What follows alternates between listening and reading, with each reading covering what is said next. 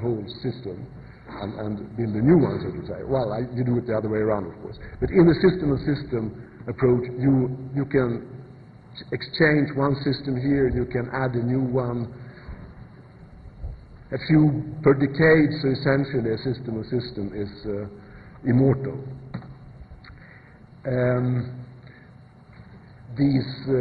You have the slides so you can read them. These are some more specific points on the kind of work you need to do in system-of-system integration. And again, with the time frame allotted, I'm not going to go through this in great detail, but this was the first system-of-system map of mass transport security that we developed in the MAST. So, I mean, there are essentially two types of systems here. There are transportation systems and there are security systems. And you typically need to handle both types in system-of-system development. I guess you could do something very similar in Gunnar's case that we heard of before. And what we tried to say here is, where do we have the strong elements of real-time interaction that suggest that you should handle something, let's say a number of systems in one experiment or one demonstration? And where do you have things that you can more separate and handle by themselves? Another aspect is that certain things are very tough to do in reality. So you really need to do simulation, even you might want, it would have been a good thing to do them in real life. And, okay, so I reiterate this, it's not such a, I mean, graphically perhaps not the nicest picture, I've done it myself. It was difficult to place out those red little balls, but this idea, I was saying before that it is a very, mass transportation security is a very diverse and complex matter. And if you try to address everything, you soon run out of money, even if the European Union gives you 25 mega euro. So you have to be smart in selecting which problems you attack. So I mean now in the real demonstrations.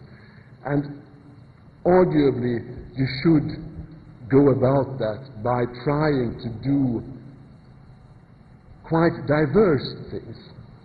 So this is really the kind of sort of takeaway message I'm trying to convey here. And finally, and most of the takeaway nature, I see a problem in what comes after the phase 2 project. It was addressed, it was alluded to before lunch also in the border security area.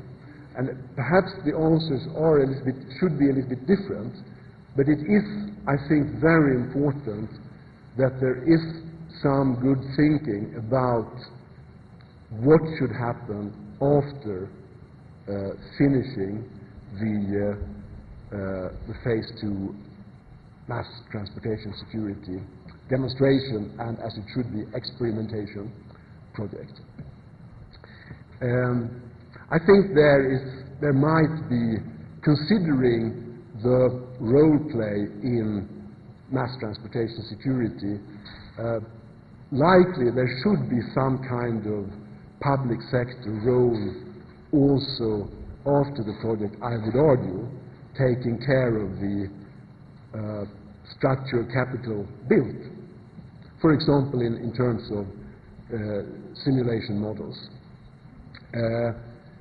It's in border security, it's perhaps both more difficult and simple, because there it's, okay, governments can decide simply to buy the systems you develop.